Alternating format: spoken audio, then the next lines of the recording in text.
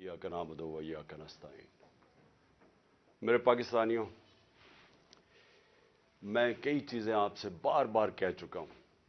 अपने 26 साल की जब से मैं ये पॉलिटिक्स में आया हूँ, तो मैं कई चीज़ें बार बार दोहरा चुका हूँ और मुझे लगता है कि उसका असर होना शुरू हो गया कि लोगों को कई चीज़ों की अब समझ आनी शुरू हो गई है। लेकिन आज मैं फिर वो चीज़ दोहराऊंगा।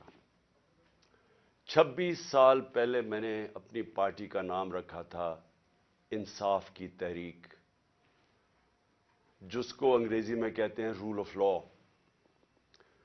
जिसको आम आदमी समझता है इंसाफ, जिसका मतलब क्या होता है कि कमजोर और ताकतवर कानून के सामने एक बराबर, जिसका मतलब यह होता है कि जानवरों के माशरे में और इंसानों के माशरे में जो फर्क है कि जानवरों के माशरे में इंसाफ नहीं है, इंसानों के माशरे में वो इंसानी माशरा होता ही तब है जिधर इंसाफ होता है।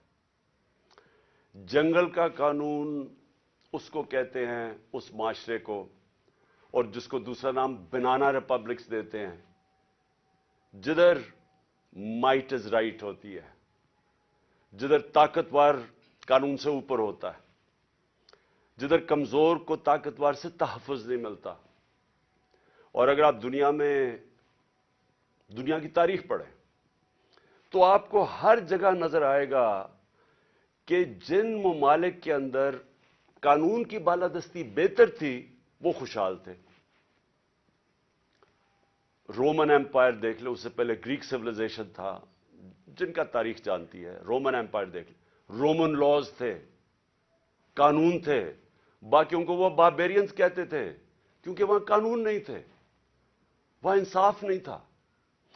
और हम जो मुसलमानों की तारीख है, मैं क्यों बार बार जब से मैं प्राइम मिनिस्टर बना, मैं बार बार आपको मदीना की रियासत की बात करता रहा, क्योंकि मदीना की रियासत की बुनियाद रखी गई थी अदल और इंसाफ पे। जो मेरे नबी सल्लल्लाहु अलैहि वसल्लम ने उस कौम को उठाया था, दो सुपर पावर थी तब भी, दो बड़ी बड़ी ताकतें थी, आधी आधी दुनिया दोनों ताकतों की नीचे थी। उधर से उन लोगों की हैसियत ही नहीं थी, उनको मेरे नबी सल्लल्लाहु अलैहि वसल्लम ने दुनिया की इमामत करवाई, लेकिन बुनियाद रखी अदल और इंसाफ पे। कानून के सामने सब एक बराबर। फरमाया कि मेरी बेटी भी अगर जुर्म करेगी तो उसको सजा मिलेगी। और फिर जो आज पाकिस्तान के हालात हैं, उन्होंने आज से 1500 साल पहले तकरीबन कह दिया था कि वो कौमें जो ताकतवर के लिए एक कानून बनाती हैं और वो जुर्म करते हैं उनको नहीं पकड़ती और सिर्फ कमजोरों को जेलों में डालती हैं, वो तबाह हो जाती हैं। ये मेरे नबी ने 1500 साल पहले कह दिया था।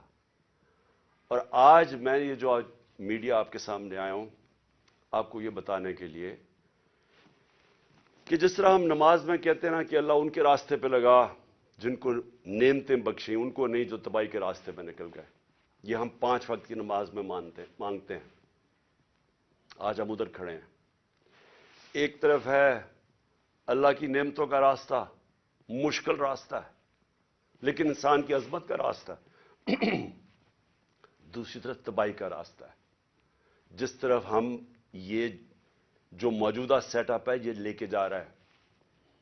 मेरे पाकिस्तानियों याद रखें, मैं वो खुशकिस्मत इंसान हूं, 70 साल जिसकी उम्र है, अल्लाह मुझे सब कुछ दे बैठा है। कोई इतना खुशकिस्मत नहीं, मैं उसका बार बार शुक्र अदा भी करूं तो वो काफी नहीं है। किसी इंसान को इस मुल्क में अल्लाह ने इस तरह की इज्जत नहीं दी। हुकूमत से इन्होंने साजिश के तहत मुझे बाहर निकाला तो आप लोगों ने लाखों की तादाद में सड़कों पर निकले। किस प्राइम मिनिस्टर को आज तक इस तरह की इज्जत मिली है? और हुकूमत के बाहर पब्लिक के अंदर मैं निकला तो जिस तरह की इज्जत आपने मुझे दी, किसको मिली आज तक? कौन से प्राइम मिनिस्टर को मिली? तो उसके लिए वजारत उज़्मा क्या चीज है? इससे बड़ी चीज क्या है कि कौम उसकी इज्जत करती है। तो میں آج آپ کے لیے یہ کہنا چاہتا ہوں کہ دیکھیں، یہ آپ ایک بڑے خطرناک موڑ پہ کھڑے ہیں۔ اگر میری قوم میری آواز آج سن کے آپ جو اللہ نے ہمارے اوپر حکم دیا ہوا ہے جہاد کا، جہاد ہے کیا؟ پہلے میں یہ بھی کلیئر کر دوں، ظلم کے سامنے اور ناانصافی کے سامنے کھڑا ہونا جہاد ہے۔ اللہ نے ہمارے پہ فرض کیا ہوا ہے۔ کیوں کیا ہوا ہے؟ ہماری بہتری کے لیے۔ جو قومیں رائے حق پہ کھڑی ہوتی ہیں اور انصاف کے لیے کھڑی ہوتی ہیں وہ آزاد ہو جاتی ہیں، اور انصاف کے بعد ہی خوشحالی آتی ہے۔ پہلے مدینہ کی ریاست میں عدل اور انصاف آیا، پھر خوشحالی آئی۔ نیلسن منڈیلا جو موجودہ بڑا ایک لیڈر میں مانتا ہوں، اس نے بڑی پتے کی بات کی۔ اس نے کہا اگر تم نے غربت کم کرنی ہے تو پہلے انصاف لے کے آؤ۔ چائنا نے دنیا کی تاریخ میں کبھی کسی قوم نے غربت کم نہیں کی جو چائنا نے کی ہے۔ 70 کروڑ لوگوں کو پچھلے 30-35 سال میں غربت سے نکال لیا انہوں نے، اور اسی قوم نے 450 وزیروں کو کرپشن کے اندر جیل میں ڈالا، یعنی طاقتور وزیروں کو انہوں نے قانون کے نیچے لے کے آئے۔ تو جو خوشحالی ہوتی ہے وہ انصاف کے ساتھ ہوتی ہے۔ حضرت علی کا قول ہے کہ کفر کا نظام چل جائے گا لیکن ظلم اور ناانصافی کا نظام نہیں چل سکتا۔ جدھر ہم جا رہے ہیں یہ نظام نہیں چل سکتا اور نہیں چل رہا۔ آج پوچھیں لوگوں کے حالات۔ آج کون سی قیامت آئی تھی کہ اپریل میں ہماری حکومت گئی ہے؟ 65 روپے کلو آٹا تھا، آج 135 روپے پہ پہنچ گیا یا اس سے بھی اوپر۔ کون سی قیامت آئی تھی کہ بجلی دگنی ہو گئی ہے؟ پٹرول ڈیزل دنیا عالمی مارکیٹ میں تو ان کی تیل کی قیمت کم ہے۔ کون سی قیامت آئی کہ یہ قیمتیں ان کی آج ادھر پہنچ گئی ہیں؟ کسانوں سے پوچھیں کون سی قیامت آئی ہے کہ یوریا دگنا ان کو دے رہا۔ 60 ارب روپیہ کسانوں نے صرف گندم کی فصل کے لیے یوریا پہ ایکسٹرا خرچ کیا ہے ہمارے دور سے۔ تو کیا ہوا پاکستان؟ یعنی ہماری حکومت جانے سے اب تک یہ کیا ہوا کہ بجلی آج دگنی ہو گئی ہے؟ بجلی کے بل لوگوں سے پوچھیں، آج عوام سے پوچھیں تو صحیح ان کے حالات کیا ہیں، اور ابھی مزید اور مہنگائی آنے والی ہے۔ لیکن جو اس ملک کے طاقتور ڈاکو تھے انہوں نے اربوں روپے کے اپنے کرپشن کے کیسز ختم کروا لیے۔ 1100 ارب روپے کے اپنے کرپشن کے کیسز ختم کروا دیے اور قوم کو انہوں نے بھیج دیا تباہی کی طرف۔ آج ہمارا ملک، کبھی بھی ہمارے معاشی حالات ایسے نہیں تھے جو آج ہے۔ تو یہ کیوں ہے؟ سوال پوچھیں نا اپنے آپ سے، کیوں ہے؟ ہم سب سے زیادہ، میں پاکستانی، میں آپ کو بتاؤں جب میں مکہ گیا ہوں، مدینہ گیا ہوں، سب سے زیادہ مسلمان پاکستانی مجھے ملے وہاں۔ ہم یہاں تبلیغ کی جماعت کا اجتماع ہوتا ہے، 20 لاکھ لوگ جمع ہو جاتے ہیں، کیونکہ سارے یا عاشق رسول ہیں، اپنے دین میں ماننے والے لوگ ہیں۔ لیکن کیا وجہ ہے کہ ہم تباہی کے راستے پہ کھڑے ہیں؟ کیوں نہیں اللہ ہماری دعائیں کیوں نہیں سن رہا؟ کیونکہ اللہ نے کئی قانون بنائے ہوئے ہیں۔ سارے جتنے اللہ کے پیغمبر دنیا میں آئے تھے، سب ان کی دو میسیجز تھیں، صرف پیغام دو تھے: انصاف قائم کرو اور انسانیت، یعنی کمزور کی مدد کرو، جو کہ جانوروں کے قانون کے اندر کمزور کی سروائیول آف دا فٹسٹ ہے، کمزور مر جاتا ہے۔ انسانی معاشرے میں ہم اپنے کمزور طبقے کی مدد کرتے ہیں۔ جس کو پہلی دنیا کی تاریخ میں فلاحی ریاست بنائی تھی وہ مدینہ میں بنائی گئی تھی، انسانیت کا نظام آیا تھا۔ تو ہم اپنے آپ سے پوچھیں کہ آج وہ ملک جو خیرات دینے میں سب سے زیادہ ہے، میں اس کے سامنے ہوں، کبھی یعنی کہیں دنیا کے اندر کینسر ہاسپٹل کے اندر 75% مریضوں کا مفت علاج نہیں ہو سکتا، صرف پاکستان میں ہے۔ کیونکہ لوگ جب دیکھتے ہیں، جب کسی ادارے کو، جو خیراتی ادارے کے اوپر جب اعتماد کرتے ہیں، تو اس سے زیادہ کھلے دل کے لوگ ہی کوئی نہیں ہے۔ تو ہم وہ قوم ہیں جو ترستی ہے، جس کا نعرہ تھا کہ پاکستان کا مطلب کیا، لا الہ الا اللہ، عظیم نعرے. ہم نے اللہ سے دعویٰ کیا کہ اللہ تیرے سوا ہم کسی کے سامنے نہیں جھکتے، ہم آزاد لوگ ہیں، ہم نے آزادی کا دعویٰ کیا. آج اپنے حالات ہم دیکھیں، نہ ہمارے پاس آزادی ہے، نہ یہاں خوشحالی ہے. غربت بڑھتی جا رہی ہے، دن بدن قیمتیں بڑھتی جا رہی ہیں. تنخواہ دار طبقے سے پوچھیں کہ کیا حالات ہیں ان کے. پوچھیں آج بزنس مین سے، سب دکان، آج فیکٹریاں بند ہو رہی ہیں. پوچھیں آج بزنس، کون سی، کسانوں سے پوچھیں، کسی سے پوچھیں، خاص طور پہ تنخواہ دار طبقے سے آج پوچھیں کہ وہ گزارا کیسے کر رہا ہے. تو کیا وجہ ہے اس کی؟ میں آج آپ کو بتاتا ہوں. اس کی وجہ ایک ہے کہ یہاں ظلم اور ناانصافی کا نظام ہے. میرے نبی صلی اللہ علیہ وسلم نے کہہ دیا تھا 1500 سال پہلے کہ طاقتور اگر چوری کرے تو آپ اس کو این آر او دے دیں، اور بیچارے غریب لوگ جیلوں میں جائیں، اور پھر سمجھیں کہ اللہ ہماری دعائیں قبول کرے گا.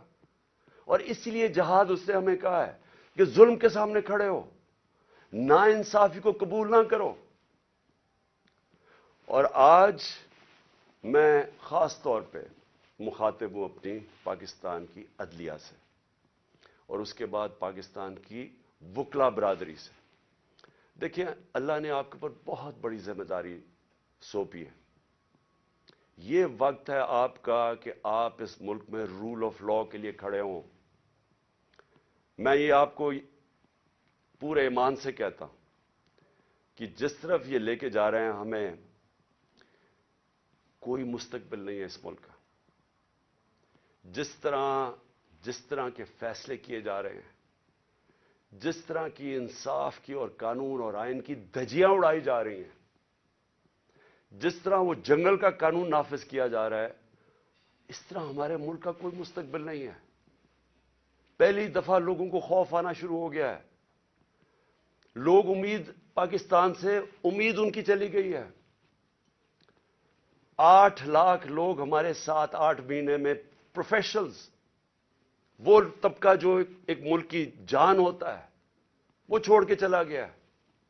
باہر لوگ سرمایہ کاری کے لیے نکل گئے ہیں کیونکہ امید جانی شروع ہو گئی ہے. تو اس لیے میں اپنے معزز عدلیہ، اپنے ججز سے اور اپنی وکلا کمیونٹی سے، میں آج آپ سے خاص طور پہ آج اپیل کر رہا ہوں اپنے ملک کی خاطر. میں پھر سے ریپیٹ کرتا ہوں کہ اللہ نے عمران خان کو جو دے دیا ہے، میں اپنی خوابوں میں بھی نہیں سوچتا تھا کہ وہ مجھے اس طرح کی عزت دے گا. اور انسان کیا چاہتا ہے دنیا میں؟ عزت ہی چاہتا ہے. انسان کے پیسے بناتا ہے عزت کے لیے، پاور میں آتا ہے عزت کے لیے. تو جب اللہ نے اتنی عزت دے دی ہے تو مجھے اور کیا مل سکتا ہے؟ میں صرف اس وقت آپ سب کے لیے کھڑا ہوں. میری جو ساری جد و جہد ہے وہ آپ کے لیے، اور آپ کو اس کے لیے سب کو کھڑا ہونا پڑے گا. میں سارے پاکستانیوں کو کہہ رہا ہوں، آپ اگر آج نہ کھڑے ہوئے، میں آپ کو یقین دلاتا ہوں کہ آگے اندھیرا ہے. میری آواز کیوں بند کرنے کی کوشش کی جا رہی ہے؟ کیوں وہ پولیس یہ فواد چودھری کو کیوں پکڑا ہے؟ کون سا جرم کیا اس نے؟ کوئی مجھے جمہوریت میں بتائے کہ یہ جرم ہوتا ہے کہ جو اس نے اس کو منشی کہہ دیا، اس کو چیف الیکشن کمیشن. کبھی اس کے اوپر بھی کسی جمہوریت میں پکڑا جاتا ہے؟ اعظم سواتی کا کیا قصور تھا؟ کیا اس نے کہہ دیا کہ جناب ایکس آرمی چیف نے NRO 2 دے دیا؟ تو یہ سینیٹر ہے، اس کی رائے ہے. یہ باقی اس ملک کی اکثریت سمجھتے ہیں کہ ٹھیک ہے. اس کو ننگا کر کے، تشدد کر کے، پھر وہ گندی ویڈیو، اور پھر اس کو پکڑ لیا، 30 FIR کاٹ دی. شہباز گل، ارشد شریف، جو ارشد شریف کی خبریں آتی ہیں کہ کس طرح اس سے کیا گیا. کیا بچہ جانتا ہے پاکستان میں کہ ارشد شریف جیسا خوددار، دیانتدار، کریڈیبل، ایک محب وطن شاید ہی کوئی صحافی آیا ہو. اس سے جو کیا ہے، اور یہ جو میرے اوپر قاتلانہ حملہ کس لیے کیا گیا؟ میں نے کون سا جرم کیا تھا؟ Empower your creative journey with the new 8. جب میں باقی چیزیں بھی آپ کو سامنے رکھتا ہوں، لیکن میں آج اپنی قوم کو کہہ رہا ہوں کہ دیکھیں آپ کا مستقبل آپ کے ہاتھ میں ہے. آپ ہیں اللہ کے بعد اس ملک کے وارث. آپ کو اپنی تقدیر اپنے ہاتھ میں لینی پڑے گی. یہ میرا وعدہ ہے کہ جب تک میں زندہ ہوں میں اس ملک کے لیے سٹرگل کروں گا. میں کیوں سٹرگل کروں گا؟ کیونکہ میں کبھی نہیں بھولتا کہ بچپن سے مجھے بتایا گیا ہمارے بڑوں نے کہ تم خوش قسمت ہو، تم آزاد ملک میں پیدا ہوئے ہو. وہ ہمارے بڑے سارے غلام ہندوستان میں پیدا ہوئے تھے. بچپن سے یہ ہمارے میں ڈالا گیا کہ یہ کتنا خوش قسمت سارے ہم ہیں، میری جنریشن، کہ ہم تو ایک آزاد ملک میں پیدا ہوئے. میں کبھی بھی جب دنیا میں باہر گیا، کرکٹ کھیلی، بڑا ٹائم گزارا ہے، پروفیشنل کرکٹ کھیلتا تھا، کبھی میرے ذہن میں یہ نہیں آیا کہ میں پاکستان کے علاوہ کسی اور ملک میں رہ سکتا ہوں. اور میں ابھی بھی جتنی میری باقی زندگی ہے اس ملک کے لیے. میں آپ کو یقین دلاتا ہوں کہ نہ مجھے کوئی جیل سے ڈر ہے. موت میں نے اپنے اتنے قریب سے دیکھی ہے کہ اتنے قریب سے دیکھی ہے. مجھے پورا اللہ پہ اعتماد ہے. میں لا الہ الا اللہ پہ ماننے والا انسان ہوں. جب اس کا فیصلہ ہوگا، قرآن شریف کے اندر آپ پڑھ لیں، آپ نہ آگے ہوتا ہے ٹائم نہ پیچھے ہوتا ہے. اس لیے مجھے کوئی فکر کسی کی نہیں ہے. اور مجھے کوئی یہ جو ہر وقت جیل لے کے جانے لگے ہیں، مجھے اس سے کوئی فکر نہیں ہے. اور نہ ہی میں آپ سب کو کہتا ہوں آپ کو یہ جیل سے ڈرنا نہیں چاہیے. جیل کا ڈراوے جی جیل میں ڈال دیں گے، ڈال دیں جیل میں، کتنوں کو ڈالیں گے. اس لیے میری قوم، آپ کو اگر اپنے آپ کو بچانا ہے، آپ کو اللہ کے حکم پہ چلنا پڑے گا، انصاف کے ساتھ کھڑا ہونا پڑے گا. اور میں اپنی عدلیہ سے پہلے آتا ہوں. سب سے پہلے الیکشن کمیشن. الیکشن کمیشن نے محسن نقوی کو پنجاب کا چیف منسٹر بنایا. میں پہلے الیکشن کمیشن سے سوال پوچھتا ہوں کہ کیا آپ کو نہیں پتا کہ جو آئین کا آرٹیکل 218 اس کی شق 3، کیا آپ کو نہیں پتا کہ آپ کی سب سے بڑی ذمہ داری صاف اور شفاف الیکشن کروانا ہے؟ یہ آپ کی سب سے بڑی ذمہ داری ہے. تو مجھے میں سوال یہ پوچھتا ہوں کہ کس بیسس پہ آپ نے محسن نقوی کو چنا؟ باقی نام کس بیسس پہ آپ نے ریجیکٹ کیے؟ جبکہ ہم نے وہ نام چن کے دیے جو ہم سمجھتے تھے کہ نون لیگ ایکسپٹ کر جائے گی ان کو، کیونکہ سکھیرا صاحب اس وقت کیبنٹ سیکرٹری ہیں، شہباز شریف کے کیبنٹ سیکرٹری ہیں. اس سے بعد ناصر کھوسا کا نام دیا جو ان کے پرنسپل سیکرٹری نواز شریف کے رہ چکے ہیں، شہباز شریف کے چیف سیکرٹری. یعنی وہ لوگ جو ان کو ایکسیپٹیبل ہے. ہم نے اپنی طرف سے نیوٹرل امپائر رکھنے کی کوشش کی. تو کس بیسس کے اوپر یہ محسن نقوی کو آپ لے کے آئے؟ کیا آپ اس کے بیک گراؤنڈ کا نہیں پتا تھا؟ یا شاید لگایا اس لیے تھا کیونکہ آپ کو پتا تھا یہ کون ہے؟ کیا یہ نہیں پتا کہ یہ آدمی رجیم چینج جو ہماری گورنمنٹ گرائی گئی ہے اس میں اس نے سب سے بڑا رول اس کا تھا. ایک تو اوپر کا رول تھا نا ایکس آرمی چیف کا، لیکن اس کا اس کے بعد یہ ان چند لوگوں میں سے تھا جو سب سے زیادہ یہ بھاگ دوڑ کی اس نے ہماری حکومت گرانے کے لیے. کیا یہ آصف زرداری کے ساتھ سندھ ہاؤس جدھر پیسے چلے تھے یہ وہاں نہیں تھا؟ کیا آصف زرداری اس کو اپنا بیٹا نہیں کہتا؟ کیا اس کا جو چینل ہے، لوگوں کو نہیں پتا اس کی چینل کا کس کے بار بار جو پروپیگنڈا ہمارے اگینسٹ کب سے کر رہا ہے؟ اور پھر سب سے بڑی بات کہ جو آج نیب کے چیئرمین ہیں آفتاب سلطان، نیب کے چیئرمین آفتاب سلطان نے اسی محسن نقوی کے اوپر انویسٹیگیشن کی تھی. یہ انویسٹیگیٹنگ آفیسر تھے اور ان کی ریکمنڈیشن پہ انہوں نے 35 لاکھ روپیہ نیب کو واپس کیا تھا. تو میں الیکشن کمیشن سے پوچھنا چاہتا ہوں کہ کوئی اور آپ کو نہیں ملا کہ صرف چن کے آپ وہ آدمی لے کے آئے جو کہ ہمارا سب سے خلاف تھا؟ اور اس نے آتے ساتھ ہی کیا کیا؟ یہ جو اب فواد چودھری کا ہوا ہے 3 دفعہ، اور میں جج صاحب کو سلام کرتا ہوں، 3 دفعہ انہوں نے کہا کہ فواد چودھری کو طلب کیا عدالت میں، اور تینوں دفعہ نہیں اس عدالت میں پریزنٹ کیا گیا. تو کیا یہ محسن نقوی یہ اس کی پہلی آتے ساتھ ہی اس نے اپنے کارنامے دکھا دیے ہیں؟ اس کے بعد اس نے جو اس نے اپوائنٹمنٹس کی ہیں، کیا یہ فری اینڈ فیئر الیکشن ہو رہا ہے کہ سارے وہ پولیس آفیسر جنہوں نے ہمارے اوپر تشدد کیا تھا 25 مئی کو، ان ساروں کو واپس لے آیا؟ ایڈوکیٹ جنرل آفس کے اندر وہ سارے لوگ جو کہ حمزہ شریف کے دوران تھے ان کو واپس لے آیا؟ کیا یہ صاف اور شفاف الیکشن کی تیاری ہو رہی ہے؟ کیا اس کو کہتے ہیں a neutral caretaker setup? Caretaker setup کا تو مطلب ہی یہ تھا کہ ایک نیوٹرل امپائر آئے گا. کیا یہ نیوٹرل امپائر ہے؟ اور ابھی سے ہی پولیس نے ہراساں شروع کر دیا ہے ہمارے ورکرز کے اوپر، 1-2 گرفتاریاں شروع ہوگی اور پلان بن گیا پکڑنے کا. اور یہ جو فواد چودھری کا ہوا ہے تو یہ ابھی سے ہی پورا پری پلان بنا ہوا ہے. یہ صاف اور شفاف الیکشن کروانے کے لیے محسن نقوی نہیں آیا، یہ وہ کرنے آیا جو میں نے پہلے بھی کہا تھا، جو آصف زرداری نے الیکشن کروایا ابھی کراچی کے اندر، کہ ووٹ بینک ہے نہیں پیپلز پارٹی کا اور پیپلز پارٹی جیت جاتی ہے کراچی سے. تو یہ الیکشن نہیں ہو رہا، یہ ایک پلان، ایک کانسپریسی کے تحت اس کو رکھا گیا. تو میں اپنی عدلیہ اور ہم انشاءاللہ یہ کیس لے کے جا رہے ہیں اپنی عدلیہ کے پاس، تو میں اور پاکستانی آپ سے انصاف کی توقع رکھ رہے ہیں. ہم یہ بھی چاہتے ہیں کہ یہ جو اب فواد چودھری سے ہو رہا ہے اور یہ جو آگے ہونے جا رہا ہے، میں ابھی آپ کو پیشن گوئی کرتا ہوں کیونکہ ان کو سب سے بڑا جس آواز بند کرنی ہے وہ عمران خان کی ہے، تو وہ پورا پلان بنا ہوا ہے ان کا. میں ابھی پیشن گوئی کر رہا ہوں. ہم اپنی عدلیہ سے ایکسپیکٹ کرتے ہیں کہ ہمارے فنڈامنٹل رائٹس کو پروٹیکٹ کریں. یہ تاریخ وہ ہونے لگی ہے اگر ہماری عدلیہ نہ کھڑی ہوئی تو یاد رکھیں آج تک جسٹس منیر کو کسی تاریخ نہیں بھول سکی. وہ بڑے قابل آدمی تھے، لیکن ایک جگہ جدھر انہوں نے آئین اور قانون کے ساتھ کھڑا ہونا تھا وہ طاقتور کے ساتھ کھڑے ہو گئے.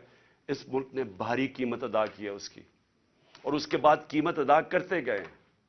اس وقت قوم آپ سے ایکسپیکٹ کر رہی ہے، موزز ججز، قوم آپ سے ایکسپیکٹ کر رہی ہے کہ ہمارے حقوق کی حفاظت کریں، ہماری جمہوریت کو بچائیں. یہ جو اب تباہی مچنے لگی ہے ہماری جمہوریت کے اوپر اور جو ہو رہا ہے اور جو رجیم چینج کے بعد ہوا ہے، میں آپ کو یقین دلاتا ہوں کہ میں مشرف کے مارشل لاء میں اپوزیشن میں تھا. 8 دن مجھے جیل میں ڈالا، تب بھی میں نے کبھی اس طرح کا ظلم، فیشزم، اس طرح کی میں نے کبھی ایک سٹیٹ کو اپریس کرتے ہوئے میڈیا کے لوگوں کو، ہمارے ورکرز کو، میں نے کبھی ایسے نہیں دیکھا جو آج میں دیکھ رہا ہوں پاکستان کے اندر. تو اور مجھے افسوس سے کہنا پڑتا ہے کہ ہماری عدلیہ نے ہمارے فنڈامنٹل رائٹس کی حفاظت نہیں کی. اگر کی ہوتی تو آج وہی جو 25 مئی والے وہ آفیسرز جنہوں نے تشدد کیا تھا، 3 بجے رات کے لوگوں کے گھروں میں گھس کے انہوں نے لوگوں کو پکڑ کے جیلوں میں لے کے گئے تھے، ظلم کیا تھا، لوگوں کو امبیرس کیا تھا. آرٹیکل 14 کانسٹیٹیوشن کا ہماری ڈگنیٹی، ہماری عزت پروٹیکٹ کرتا ہے. انہوں نے سارے لوگوں کو نہ چادر اور چار دیواری کا سوچا، نہ قانون کا سوچا، ظلم کیا. وہ آج آفیسر پھر واپس آ گئے. ہمارے پاس سوائے عدلیہ کے جانے کا کون سا راستہ ہے؟ دوسرا راستہ ہے سڑکوں پہ آ جائیں، دوسرا راستہ ہے ملک کو اور نقصان پہنچائیں جو یہ آگے پہنچا سکے ہیں. اس لیے میں اپنی عدلیہ سے ریکویسٹ کرتا ہوں. اور پھر میں ذرا 2-3 اور چیزیں بتا دوں. جے آئی ٹی، اب جے آئی ٹی بنی تھی، میرے اوپر قاتلانہ حملہ ہوتا ہے. پہلے تو 16 دن کچھ ہوتا ہی نہیں ہے، نہ کوئی investigation. Police F I R کاٹ کے دیکھ دیتی کہ صرف ایک شوٹر تھا اور دینی انتہا پسند نے اٹیک کیا تھا. جو میں پہلے سے ہی سپٹمبر اور اکتوبر میں نے کہہ دیا تھا کہ میرے اوپر واردات ہونے والی ہے اور نام لیں گے دینی انتہا پسند کا. پوری کانسپریسی بنی ہوئی مجھے قتل کرنے کی. میں پہلے کہہ بیٹھا تھا، مجھے پتا بھی تھا اس کے پیچھے کون ہے، اور میں نے ان کے جیسے ہی ہوا میں نے ان کے نام لیے. اپنی حکومت ہوتے ہوئے، پنجاب پولیس ہمارے نیچے ہوتے ہوئے میں اپنی ایف آئی آر نہیں کٹوا سکا. اور مجھے پتا ہے میں کیوں نہیں کٹوا سکا، کیونکہ دوسری طرف طاقتور لوگ تھے اور ہماری ملک کی تاریخ ہے کہ جب طاقتور کا کمزور سے مقابلہ ہوتا ہے تو انصاف نہیں ہوتا. تو لیکن جو جے آئی ٹی کی رپورٹ ہے یہ ذرا سننے والی چیزیں ہیں. اور پھر کیسے اس جے آئی ٹی کو آپ آتے ساتھ ہی حکومت نے پہلی چیز کی ہے جے آئی ٹی بند کی ہے.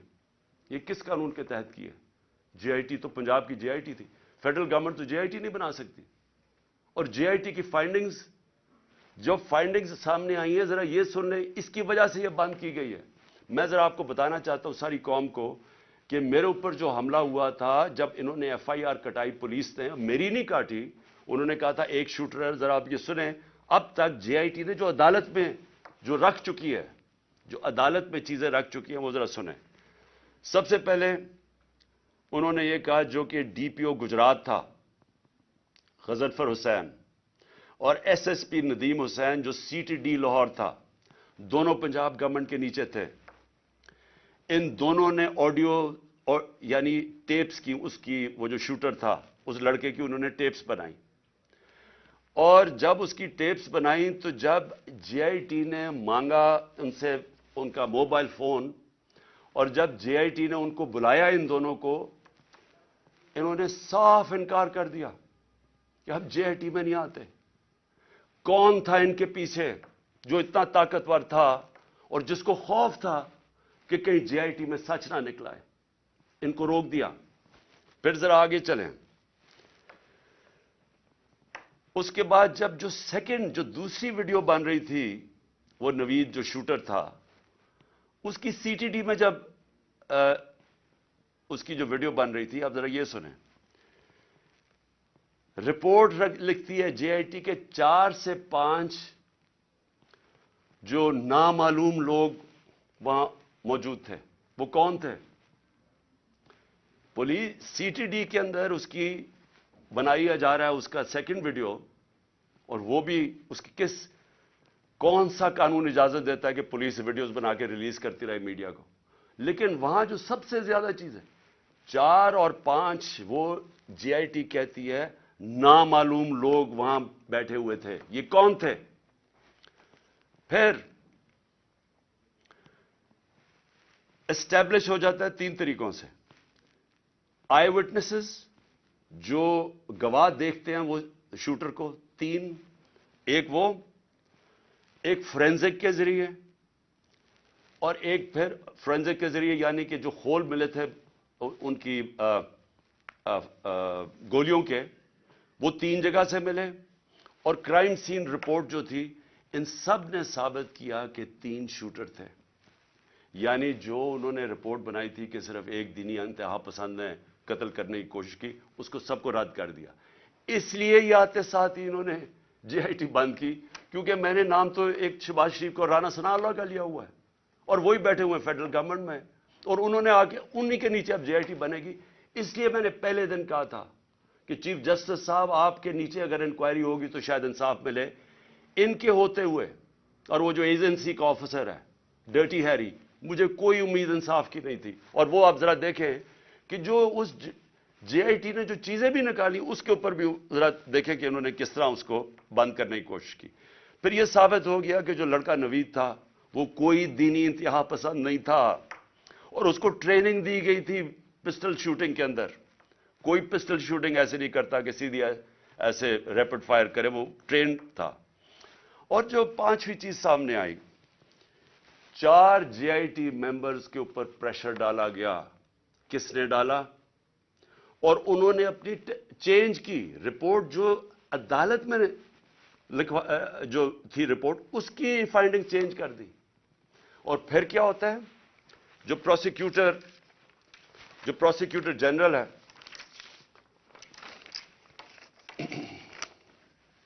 جو انڈیپینڈنٹ انکوائری کرتا ہے ان 4 لوگوں کے اوپر جو اپنے چینج کرتے ہیں رپورٹ, یہ جو 4 جے آئی ٹی ممبرز اپنی رپورٹ چینج کرتے ہیں, انڈیپینڈنٹ انکوائری کنڈکٹ کی جاتی ہے پروسیکیوٹر جنرل آف پاکستان. وہ ان کے اوپر انڈیپینڈنٹ انکوائری کنڈکٹ کرتا ہے, اور وہ کنفرم کرتا ہے, prosecutor general of Pakistan confirm کرتا ہے کہ انہوں نے اپنی غلط ٹیسٹ اپنی بدلی. 3 شوٹرز تھے, اور اس نے ریکمینڈ کیا کہ ان کے اوپر کرمنل پروسیڈنگز کی جائیں کہ انکوائری کو سیبوٹاج کرنے کے لیے جو 4 JIT ممبرز نے جنہوں نے چینج کی ہے. تو میرا سب سے بڑا سوال یہ ہے کہ آتے ساتھ ہی پنجاب گورنمنٹ جب سے یہ آیا ہے انہوں نے سب سے پہلے کیوں انہوں نے اسٹڈی کر لیتے, دیکھ تو لیتے کہ JIT رپورٹ میں کیا فائنڈنگز ہیں, بڑی تفصیل میں انہوں نے فائنڈنگز دی ہوئی ہیں. آتے ساتھ ہی اس کو کیوں بند کیا؟ اور پھر جو سب سے زیادہ کام کر رہا تھا, پہلے تو یہ 4 بھگا دیے, جو سب سے زیادہ کام کر رہا تھا میں اس کا نام دیتا ہوں, وہ بڑا مجاہد, اس طرح بھی ماشاءاللہ ایسے لوگ تھے, انہوں نے آتے ساتھ ہی یہ جو محسن نقوی نے اور کیا کام کیا کہ اس نے جو لڑکا جو سب سے زیادہ کام کر رہا تھا, اس کا میں نام اس لیے بتانا چاہتا ہوں کیونکہ سعید انور شاہ, یہ انویسٹیگیٹنگ آفیسر تھا جس نے کھڑا ہوا اور جس نے عدالت کے اندر چلان دیا, انہوں نے آتے ساتھ ہی اس کو سسپینڈ کر دیا. تو میں اس سے کیا مجھے نظر آتا ہے, اس سے مجھے نظر آتا ہے کہ اگر کسی کو بھی شک بھی تھا کہ اس کے پیچھے طاقتور لوگ تھے جنہوں نے یہ سارا پلان کیا ہے, وہ شک ساروں کے دور ہو جانے چاہیے. یہ پلان تھی کانسپریسی, اور یہ لوگ یہ جو اوپر بیٹھے ہوئے ہیں شہباز شریف اور وہ جو دوسرا ہے رانا ثناء اللہ, وہ بالکل اس کے اندر ملوث تھے. کیونکہ اگر وہ ملوث نہیں تھے ان کو کس چیز کا ڈر تھا؟ کیوں وہ یہ بار بار JIT کو سیبوٹاج کرنے کی کوشش کر رہے تھے اور کر دیا؟ کیوں نہیں چلنے دیا JIT کو؟ بعد میں رپورٹس چیلنج ہو سکتی ہیں, اس کے اوپر کیس تو آگے چلتا ہے, لیکن کیوں انہوں نے کیا؟ کیونکہ ہمارے ملک کی تاریخ ہے. لیاقت علی خان کس نے ان کو قتل کیا ابھی تک کبھی نہیں پتا چلا. بے نظیر بھٹو کوئی پتہ نہیں, ایک دم اس کی جو سین تھا جدھر وہ بیچاری کو شہید کیا گیا, وہ سارا ایک دم کلیئر کر دیا. کس کے انسٹرکشن پہ کیا گیا کوئی کبھی نہیں پتا چلتا. اس لیے یہ جو پورا کور اپ ہو رہا ہے یہ بھی کیونکہ طاقتور لوگ انوالوڈ ہیں, اس لیے کوئی پوری کوشش ہوگی اس کو کور اپ کرنے کے لیے. میں آگے اب چلتا ہوں. جب جو آئین ہے ہمارا, اور آئین بڑا کلیئر ہے, آئین کا آرٹیکل 105 یہ کہتا ہے کہ جیسے ہی ایک اسمبلی ڈیزالو ہوتی ہے, جیسی اسمبلی ڈیزالو ہوتی ہے تو گورنر 48 گھنٹے کے اندر وہ ایک ڈیٹ دیتا ہے الیکشن کی. یہ آئین کے اندر لکھا ہوا ہے, 105 آرٹیکل 105 میں لکھا ہوا ہے. نہ KP کے گورنر نے ابھی تک ڈیٹ دی ہے, نہ پنجاب کے گورنر نے ڈیٹ دی ہے. سوال یہ کیوں نہیں دی؟ ہم نے اپنی گورنمنٹ کیوں گرائی؟ کبھی سوچا کہ کوئی اپنی گورنمنٹ خود چھوڑ دیتا ہے, ڈیزالو کر دیتا ہے؟ کبھی اس ملک کی تاریخ میں ہوا ہے؟ 60% پاکستان جس کے اوپر ہماری گورنمنٹ ہو, ہم خود ہی کہیں کہ جی ٹھیک ہے یہاں ہم اسمبلیز ڈیزالو کرتے ہیں. میں نے نیشنل اسمبلی بھی اپریل کے اندر ووٹ آف نو کانفیڈنس سے پہلے میں نے وہ بھی کہا تھا کہ میں ڈیزالو کرتا ہوں, الیکشن کروا دیں. تو یہ اس لیے کرتے ہیں, ہم نے اس لیے فیصلہ کیا کہ جب ایک ملک کے اندر سیاسی طور پہ استحکام نہیں ہوتا تو معیشت کے اوپر ڈائریکٹ اس کا امپیکٹ جاتا ہے. ہم نے یہ اس لیے اپنی اسمبلیاں ڈیزالو کی کیونکہ ہمیں نظر آ رہا ہے کہ ملک تباہی کی طرف جا رہا ہے, ڈیفالٹ کی طرف جا رہا ہے. جس طرح میں پہلے کہہ بیٹھا ہوں کہ کسی طبقے سے پوچھ لیں آج پاکستان میں کہ معیشت کا کیا حال ہے, وہ سارے آپ کو یہ کہ جواب دیں گے برے حالات ہیں, گر رہا ہے نیچے. تو ہم نے اس کو اس لیے اپنی گورنمنٹس کی قربانی دی کہ ہم یہ سمجھتے ہیں کہ اگر ہم نے اس ملک کو اٹھانا ہے واپس تو سب سے پہلے صاف اور شفاف الیکشنز کی ضرورت ہے. صاف اور شفاف الیکشنز کا مطلب پولیٹیکل سٹیبلٹی. جب لوگوں کو ایک اعتماد ہوگا, بزنس کمیونٹی کو جو باہر بیٹھی ہے جو اندر بیٹھی ہے, کہ اب 5 سال کے لیے حکومت آ گئی اور پبلک مینڈیٹ کے ساتھ جو بڑے فیصلے کر سکتی ہے, جو ضرورت ہے آج پاکستان کو نکالنے کی اس دلدل میں سے, تو تب ہی ملک اٹھ سکتا ہے. ان کے اوپر تو نہ باہر نہ کسی کو اندر اعتماد رہ گیا ہے. تو یہ تو جتنی دیر چلتی رہے گی لوگوں کی تو تباہی ہے اس کے اندر. تو اس لیے ہم نے اپنی گورنمنٹس ڈیزالو کی تھی. اب الیکشنز کی طرف ہم جائیں گے اور اس لیے قربانی دی تھی. ابھی تک لگ یہ رہا ہے, اور یہ جو محسن نقوی کو لے کے آئے ہیں, اب یہ واضح ہو گیا کہ ان کا کوئی موڈ الیکشن کروانے کا نہیں ہے. میں پھر اپنی عدلیہ سے پوچھتا ہوں, کہ اب ذمہ داری آپ کی ہے کہ آئین کے اندر کوئی گنجائش نہیں ہے. جیسے ہی گورنمنٹ ڈیزالو ہوتی ہے آرٹیکل 105 105 واضح طریقے سے کہتا ہے کہ 90 دن کے اندر آپ نے الیکشن کروانے. اب ذمہ داری آپ کی ہے کیونکہ آپ کو دنیا دیکھ رہی ہے آپ کی طرف کہ کیا یہ آپ کریں گے یا نہیں کریں گے. کیونکہ میں پھر سے کہتا ہوں کہ مجھے افسوس سے کہنا پڑتا ہے کہ ہمارا ملک وہ نہیں بن سکا جو بننا چاہیے تھا. اور اس کی بہت بڑی وجہ یہ ہے کہ یہاں کبھی بھی رول آف لا نہیں ہوا. یا طاقتور ہمیشہ قانون سے اوپر ہے. تو یہ بار بار جب ہم ان سے بھی پوچھتے ہیں یہ جو بیٹھے ہوئے ہیں اس وقت امپورٹڈ گورنمنٹ ایک ہارس ٹریڈنگ کے ذریعے رشوت دے کے خرید و فروخت کر کے آج بیٹھے ہوئے ہیں اوپر, یہ بھی کہتے ہیں جی ہو جائے گا, کوئی چیز ہو جائے گی, آگے چلے جائے گا الیکشن. بھئی کیسے چلے جائیں گے؟ آئین ہے یا نہیں ہے؟ اگر آپ کا ملک کے اندر آئین ہے اور کوئی قانون ہے تو پھر تو یہ آگے جا ہی نہیں سکتے 90 دن سے. تو یہ بھی آج میں اپنی عدلیہ کو کہنا چاہتا ہوں کہ اب آپ کے اوپر بہت بڑی ذمہ داری آنے والی ہے, کیونکہ یہ جو محسن نقوی کو لے کے آئے ہیں اس کا کوئی ان کا نہیں نظر آ رہا کہ یہ الیکشن کروائیں گے. پھر میں آخر میں اپنی قوم سے بس یہ بات کر کے اپنی بات ختم کرتا ہوں کہ دیکھیں, میں جس طرح شروع کیا تھا کہ اللہ میرے پہ بڑا مہربان رہا ہے, میں اس کا شکر ادا جتنا بھی کروں کم ہے کہ مجھے تو اس ملک میں جو آپ نے عزت دی وہ کسی کو دی نہیں پہلے.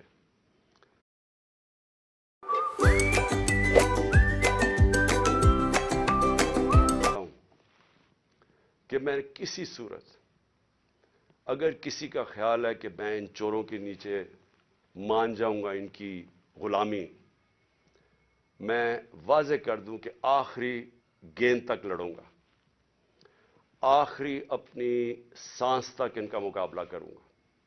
کوئی مجھے نہ جیل اور نہ یہ جو ڈراتے رہتے کوئی فکر نہیں ہے.